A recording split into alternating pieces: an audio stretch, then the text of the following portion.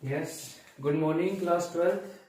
तो चलते हैं अपने नेक्स्ट टॉपिक की तरफ और टॉपिक हमारा इलेक्ट्रिक फील्ड चैप्टर से ही।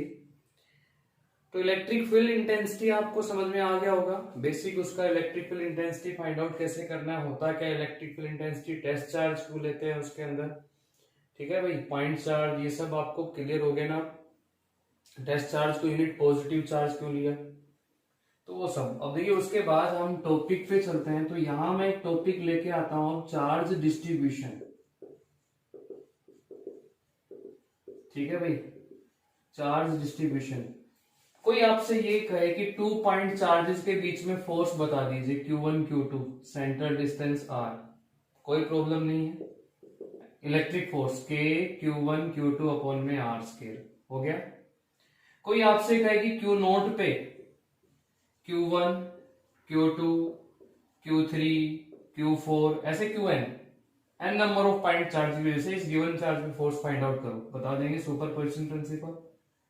फोर्स F01, फोर्स F02, तो जो नेट फोर्स आएगा F vector is equals to F01 plus F02 हो जाएगा। सभी इंडिविजुअल फोर्सेस का वेक्टर सम कर देंगे। अब अगर आपसे कोई कहे कि ये लाइन है, इस पे चार्ज डिस्ट्रीब्यूट है पूरी लाइन पे, और ये पॉइंट चार्ज Q0 है, कोई भी गिवन चार्ज, अब बताओ इसकी वजह, इस पे इस पूरे चार्ज की वजह से फोर्स, इस पे पूरा चार्ज क्यों है, तब थोड़ा मुश्किल हो जाता है। फिर हम दिमाग लगाने लग जाते हैं, इसका सेंटर निकालना पड़ेगा, सेंटर ऑफ चार्ज कहाँ आएगा, ठीक है, दिक्कत आएगी। सेंटर ऑफ चार्ज आप यूनिफॉर्म के केस में फाइंड आउट कर सकते हैं, लेकिन इरेगुलर शेप की कोई बॉडी हुई तो सेंटर ऑफ चार्ज निकालना, फिर वो प्रॉब्लम रहेगी, सेंटर आएगा कैसे। तो इस टॉपिक को हम, इस फिनोमिना को लेके चलेंगे चार्ज डिस्ट्रीब्यूशन के कंसेप्ट से। तो कैसे तरीका होगा वो फिर निकालने का, उसमें हम ऐसे करते हैं भाई, यहां पर एक स्मॉल लेंथ कंसीडर कर लेते हैं। मान लीजिए कोई भी एक्स के लॉन्ग है तो dx ले लिया, इस पे स्मॉल चार्ज ले लिया कितना dq। अब स्मॉल की वजह से तो इसका सेंटर यही आ जाएगा, और ये डिस्टेंस ले लिया भाई हमने, जैसे मान लो r। तो अब हम स्मॉल चार्ज की वजह से पहले निकालेंगे स्मॉल फोर्स df। अगर मैं उसको लिखूं तो वो df हमारा कितना होगा k, ये स्मॉल चार्ज कितना है dq, वो कितना है Q0 और r स्क्वायर। फिर पूरे चार्ज के लिए हम इन्वॉल्व करेंगे कैलकुलस को अपना, मतलब कि इंटीग्रेशन लगाएंगे। फिर आपने इसको वेरी करना है, इंटीग्रेशन किसके रेस्पेक्ट में आ रहा है किसके में नहीं आ रहा है। देखिए यहाँ चार्ज के रेस्पेक्ट में आ रहा है तो टोटल चार्ज यहाँ पर कितना होगा। तो यहाँ पर बच्चों ठीक है कि यहाँ चार्ज डिस्ट्रीब्यूशन का हम कंसेप्ट इस पे अप्लाई करेंगे, तो कैसे हमें इलेक्ट्रिक फोर्स को फाइंड आउट करना है, इस तरीके से हम फाइंड आउट करेंगे। लेकिन उसके लिए भी हमें एक टर्म की जरूरत पड़ती है, वो टर्म क्या है यहाँ पर देखिए। तो 3 टाइप से जनरली, यहीं से स्टार्ट कर देता हूं, 3 types of generally charge distribution में हमारा फर्स्ट टाइप चार्ज डिस्ट्रीब्यूशन यही आता है, जिसको हम बोलते हैं लीनियर चार्ज डिस्ट्रीब्यूशन। क्या बोलेंगे इसको, लीनियर चार्ज डिस्ट्रीब्यूशन। एक लाइन पे अगर चार्ज डिस्ट्रीब्यूट हो तो वहां पर हम यूज करते हैं बच्चों लीनियर चार्ज डेंसिटी को, लीनियर चार्ज डेंसिटी। उसको लैम्डा का सिंबल यूज करना है। अब पूरी लेंथ के लिए लो या स्मॉल लेंथ के लिए लो, अगर यूनिफॉर्म चार्ज डेंसिटी है तो वो वही आती रहेगी। तो मतलब अगर मान लो एक स्मॉल एलिमेंट के लिए लिखूं तो मैं इसको लिख सकता हूं dq बाई dx। पूरी लेंथ मान लीजिए x है, पूरा चार्ज मान लीजिए q है, तो ये होगा q अपॉन में x। लेंथ को आपने अगर l से लिख रखा है तो x की जगह l यूज कर देंगे। तो हम यहाँ पर कौन सी टाइप की डेंसिटी पढ़ते हैं, फर्स्ट लीनियर चार्ज डेंसिटी, ठीक है, जब लाइन पे चार्ज डिस्ट्रीब्यूट हो। तो अब हम यहाँ पर इसको आगे कैसे सोल्व कर लेंगे, dq की वैल्यू रखेंगे कितनी, लैम्डा इंटू में dx। लैम्डा कांस्टेंट होगा, कांस्टेंट हम इंटीग्रेशन से बाहर, वैल्यू इसकी रखेंगे इसमें, तो k dq में आ गया हमारा लैम्डा dx और Q0 और r स्क्वायर, df के लिए f हो गया। अब जो कांस्टेंट टर्म्स है k लैम्डा Q0, ठीक है, ये बाहर हो जाएंगे। तो यहाँ पर फिर बाकी जो टर्म बचेगी उसका हम कर लेंगे क्या, इंटीग्रेशन कंसेप्ट। तो आगे आएगा अब यही टॉपिक हमारा चार्ज डिस्ट्रीब्यूशन का।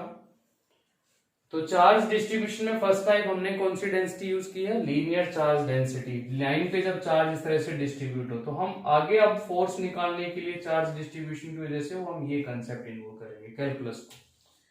सेकेंड टाइप की अगर मैं बात करता हूं तो ये लीनियर चार्ज डिस्ट्रीब्यूशन था, ऐसे ही सरफेस चार्ज डिस्ट्रीब्यूशन होता है, सरफेस चार्ज डिस्ट्रीब्यूशन।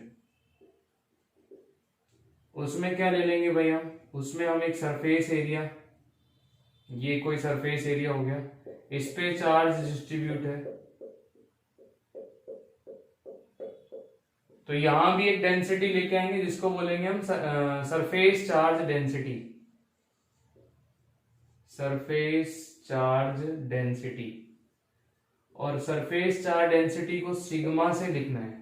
वो सिग्मा क्या होगा, अगर मान लीजिए आपने इस पे कोई स्मॉल एरिया ले रखा है, तो स्मॉल एरिया ले रखा है, उस स्मॉल एरिया पे चार्ज कितना है, डी क्यू, स्मॉल एरिया कितना है, डी एस है, तो सिग्मा हो जाएगा हमारा डी क्यू अपॉन में डी एस। डी एस होगा स्मॉल सरफेस एरिया। तो ये लीनियर चार्ज डेंसिटी, ये सरफेस चार्ज डेंसिटी, और ऐसे ही आ जाएगा थर्ड 3 डायमेंशन के अंदर वॉल्यूम चार्ज डेंसिटी। यहां लिख देता हूं वॉल्यूम चार्ज डेंसिटी, इसको हमने रो का सिंबल देना है, तो small charge d q, small volume d v. Complete लिखें तो क्यू अपॉन में वी, वी यहां वॉल्यूम होगा। ठीक है भाई, तो यहां पर हम डिस्ट्रीब्यूशन ऑफ चार्ज की वजह से इंटेंसिटी ऑफ फोर्स निकाल सकते हैं, किसको यूज करके, कैलकुलस को यूज करके, जिसमें हम इंटीग्रेशन अपना इन्वॉल्व करते हैं। या आप स्मॉल स्मॉल पार्ट्स का निकालते जाओ एक ही डायरेक्शन में, उनको ऐड करना पड़ेगा, फिर ये तरीका है। तो देखो अब एक दो इस पे सिंपल, बहुत ज्यादा कॉम्प्लिकेटेड नहीं डेरिवेशन है, सिंपल आर्टिकल है आपके सिलेबस के अंदर, तो उनको अगर हमें कैलकुलेट करना हो तो कैसे कैलकुलेट करना है उनकी बात करेंगे। टॉपिक ये रहेगा हमारा चार्ज डिस्ट्रीब्यूशन, और इसकी वजह से निकालेंगे इलेक्ट्रिक फील्ड इंटेंसिटी को। अब देखो फोर्स अगर आपने निकाल लिया ना तो इंटेंसिटी निकालने में कोई प्रॉब्लम नहीं है, क्योंकि इलेक्ट्रिक फील्ड इंटेंसिटी तो ये लिख रहे हैं, E इज इक्वल्स टू फिर कितना एफ अपॉन में क्यू नॉट। जब फोर्स हम फाइंड आउट कर सकते हैं तो इंटेंसिटी में तो कोई प्रॉब्लम होगी नहीं। ठीक है, चलिए एक आर्टिकल सीखते हैं, इस पे इसको अप्लाई करते हैं वहां पे। अभी बच्चों हम एक आर्टिकल कर लेते हैं चार्ज डिस्ट्रीब्यूशन को लेके इलेक्ट्रिक फील्ड इंटेंसिटी निकालना। तो उसके लिए हेडिंग क्या बनेगी, मैं लिख रहा हूं यहां इलेक्ट्रिक फील्ड इंटेंसिटी निकालना है due to a line charge distribution. ठीक है, ये हेडिंग बना दी हमने टॉपिक की, उस आर्टिकल की। तो एक लाइन चार्ज की वजह से क्या फाइंड आउट करनी, इलेक्ट्रिक फील्ड इंटेंसिटी। तो चलिए स्टार्ट करते हैं। ये मैंने एक लाइन ले ली है चार्ज इस पे है, अब लेंथ कितनी है ऐसा कुछ नहीं है, तो मैं इसको काफी लार्ज इंफिनिटी तक ले जा रहा हूं, एक लाइन चार्ज। हाँ बट इस पे डेंसिटी कांस्टेंट है, लैम्डा जो है लाइन पे है ना, तो लैम्डा लीनियर चार्ज, और क्या बोलेंगे इसको, डेंसिटी, लीनियर चार्ज डेंसिटी।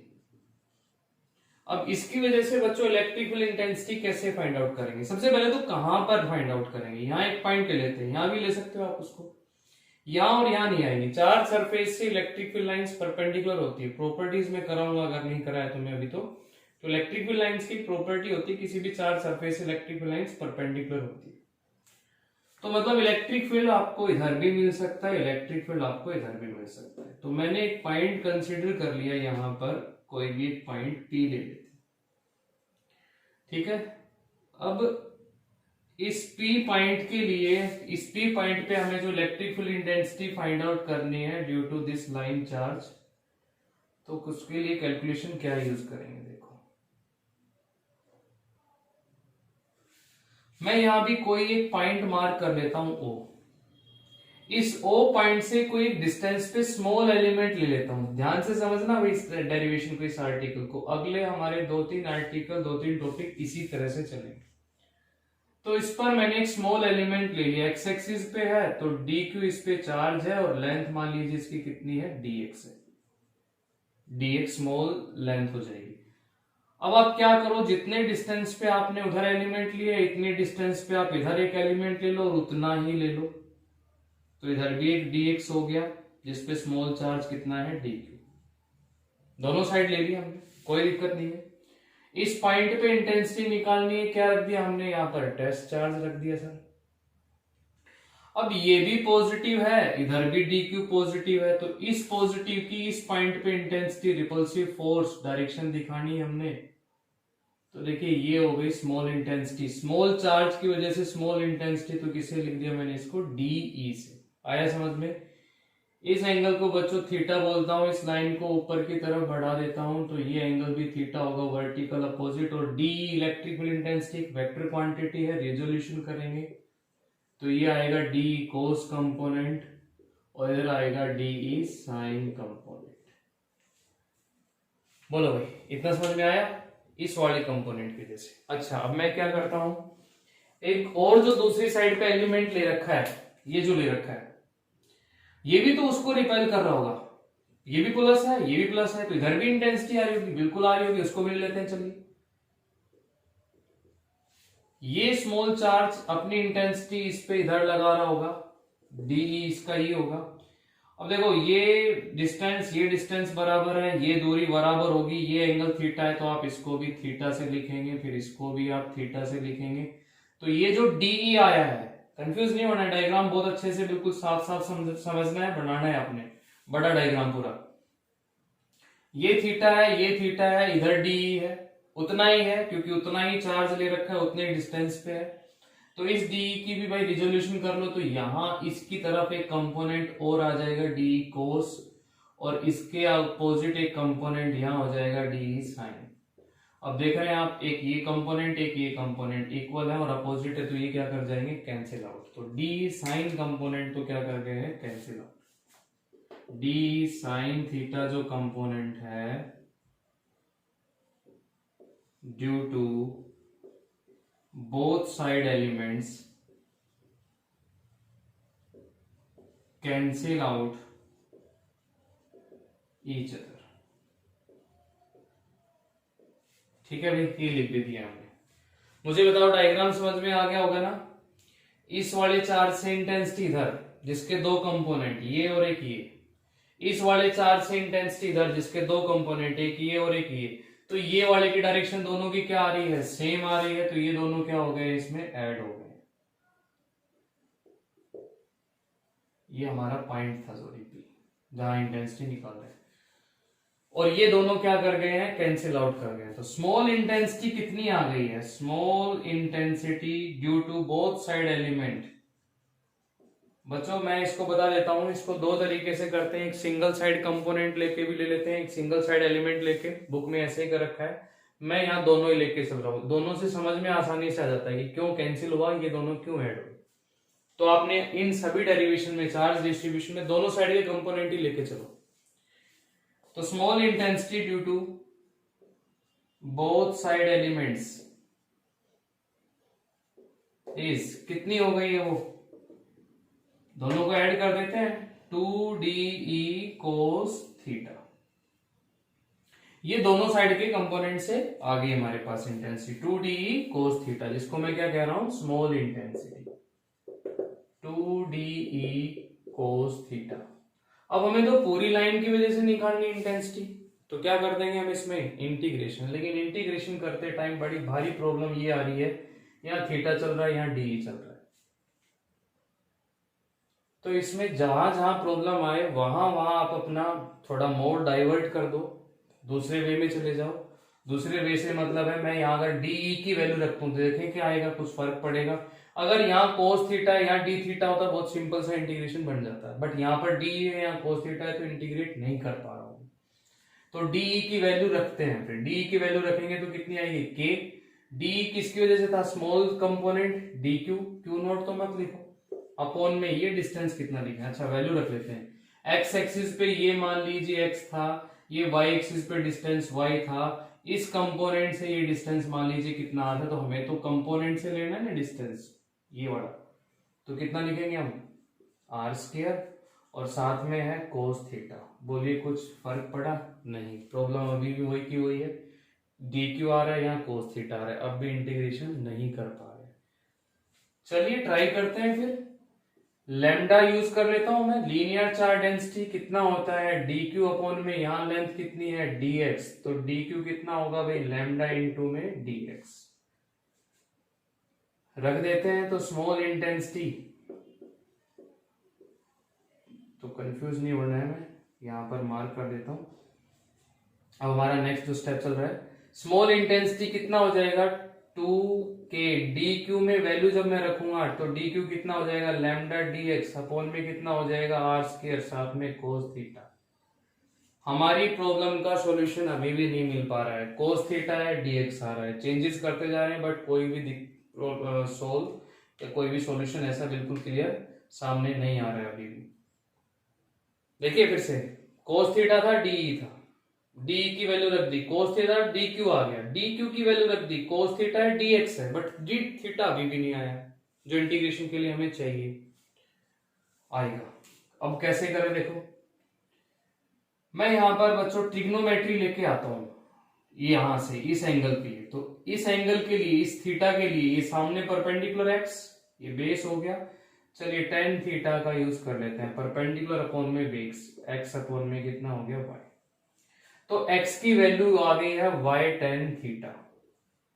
यहां पर डिफरेंशिएशन कर दो, differentiate with respect to theta, इससे क्या होगा, इसका डिफरेंशिएशन करेंगे तो dx अपॉन में d थीटा, dx की जगह आएगा d थीटा, y थोड़ी ना बदल रहा है, y तो वही है, एंगल बदलेगा जैसे जैसे आप लेंथ को बढ़ाएंगे, पूरी लेंथ की वजह से। अब यहाँ ये एंगल है, और दूर कंपोनेंट होता तो एंगल बढ़ता, और दूर होता तो और ज्यादा बढ़ता, समझ पाए ना। तो एंगल तो बदल रहा है, एंगल कांस्टेंट थोड़ी ना है, जैसे जैसे वायर की लेंथ बढ़ रही है।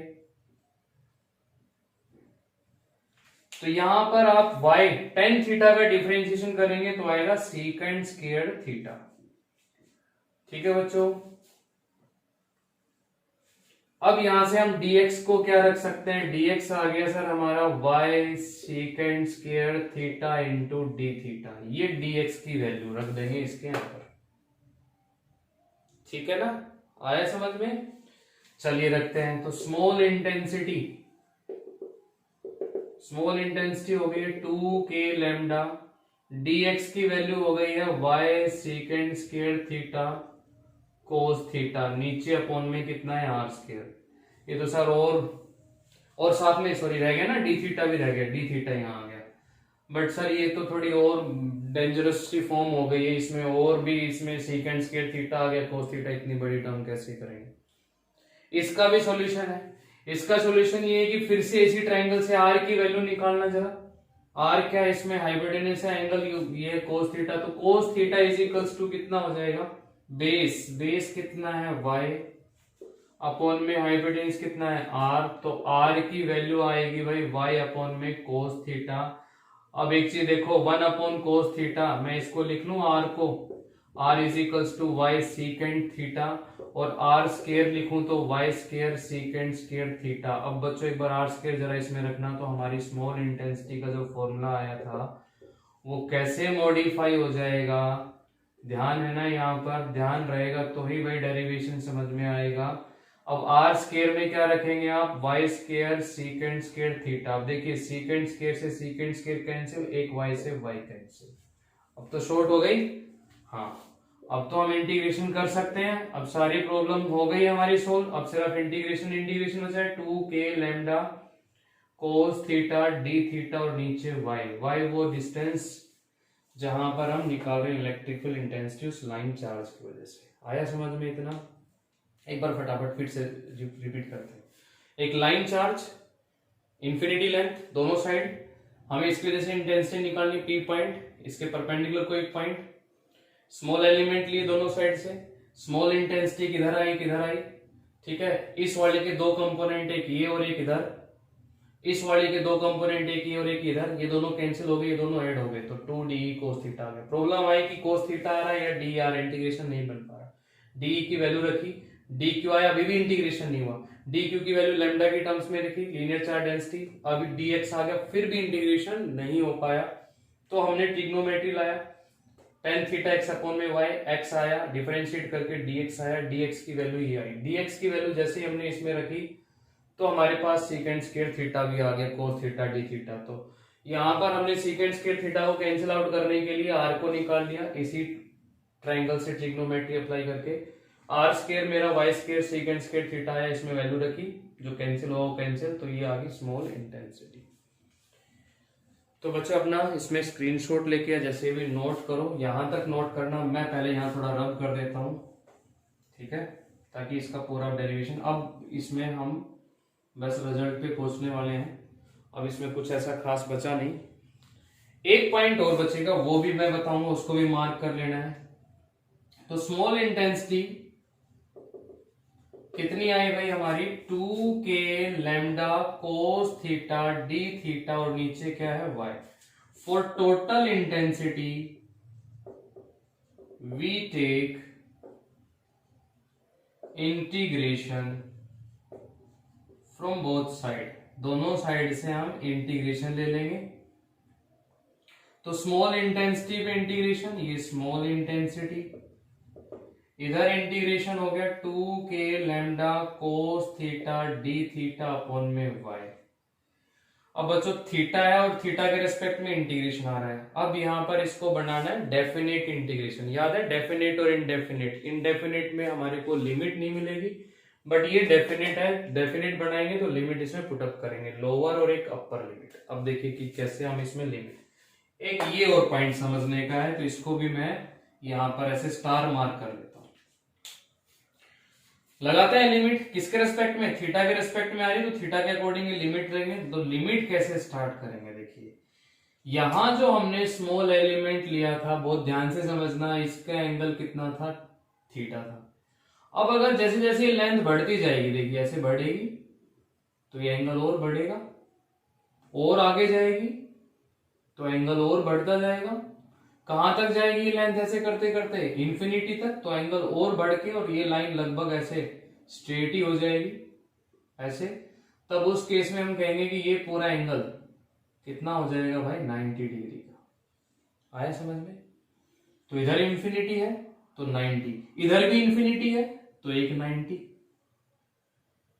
तो टोटल कितना हो गया 180। तो लिमिट हमारी बुक में अगर हम देखेंगे भी तो वहां लिखा होगा -π/2 से लेके +π/2, क्योंकि जब अपर माइनस लोअर करेंगे π/2 माइनस माइनस पहले से माइनस माइनस प्लस π/2 प्लस π/2 पाई ही आ जाए, 180 हो जाएगा पूरा। आया समझ में? जैसे जैसे लेंथ बढ़ेगी तो क्या बढ़ता जाएगा, यहां से शुरू किया था हमने, ये एंगल बढ़ता बढ़ता कितना पहुंच जाएगा 90, इधर भी 90 हो जाएगा। बट बच्चों अब आपने इसमें -π/2 से +π/2 नहीं लगाना है, इसमें अब आपने ऐसे कर सकते हो बुक के अकॉर्डिंग, लेकिन बुक में सिंगल साइड कंपोनेंट ले रखा है, जबकि हमने दोनों साइड ले रखा है, दोनों साइड ले रखा है इसलिए हमारा यहाँ 2 आ रहा है। अब यहाँ 2 नहीं लेते हो तो आप लिमिट लगा सकते हो -π/2 से +π/2, लेकिन आपने पहले ही ऑलरेडी दोनों कंपोनेंट ले रखे हैं, 2 लगा रखा है, तो आपने हाफ तक ही इंटीग्रेशन करना है, लिमिट लगानी है 0 से ओनली π/2, क्योंकि आप इधर का हाफ ले रहे हैं तो उधर का हाफ तो आपके साथ साथ आ ही रहा है, क्योंकि आप दोनों साइड के कंपोनेंट को यूज कर रहे हैं एक साथ। क्लियर हुई है वाले पॉइंट? क्या बताया कि अगर सिंगल साइड कंपोनेंट लेते हैं तो 2 नहीं आएगा, तो -π/2 से +π/2, लेकिन आपने दोनों साइड के कंपोनेंट ले रखे हैं तो ऑलरेडी वो दोनों ऐड होके चल रहे हैं, क्योंकि हमारा 2 आ भी रहा है, तो आप हाफ इंटीग्रेशन करो, आधा आपके साथ साथ आ रहा है, तो इंटीग्रेशन लिमिट हो जाएगी 0 से लेके π/2 एंगल के रेस्पेक्ट में। और π/2 क्यों आई वो मैंने बताया कि जैसे जैसे लेंथ बढ़ेगी तो ये एंगल बढ़ता जाएगा, और लगभग ये लाइन स्ट्रेट हो जाएगी तो एंगल कितना हो जाएगा पूरा 90। ठीक है भाई, क्लियर है ये वाला पॉइंट? बस अब इसमें यही समझाना था। अब इसका कर दीजिए इंटीग्रेशन, चलिए इसके इंटीग्रेशन पे जाते हैं। तो ये पूरा एक डेरिवेशन आज आपने लिख के प्रैक्टिस करना है खुद से, और जहां जहां भी आपको दिक्कत लगे वहां फिर रुकना है, फिर वीडियो दोबारा देखना पड़े तो दोबारा देखो। स्मॉल इंटेंसिटी का टोटल इंटेंसिटी हो गया ई, यहाँ पर 2 बाहर होगा, k बाहर होगा, लैम्डा बाहर होगा, y भी नहीं बदल रहा, इंटीग्रेशन में कौन रहेगा cos थीटा और d थीटा, 0 से हो गया जी π/2, तो 0 से π/2 से फिर आगे जो हम कर इंटीग्रेशन सोल्व कर लेते हैं। तो ये आया हमारा E is equals to 2k lambda upon में y cos theta integration, integration differentiation minus sine होता है, ये प्लस साइन, और 0 से पाई बाई 2।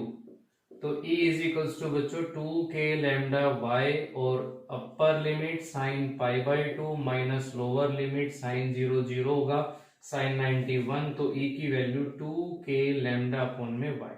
k की वैल्यू रखना चाहें रख सकते हैं इसमें, ठीक है।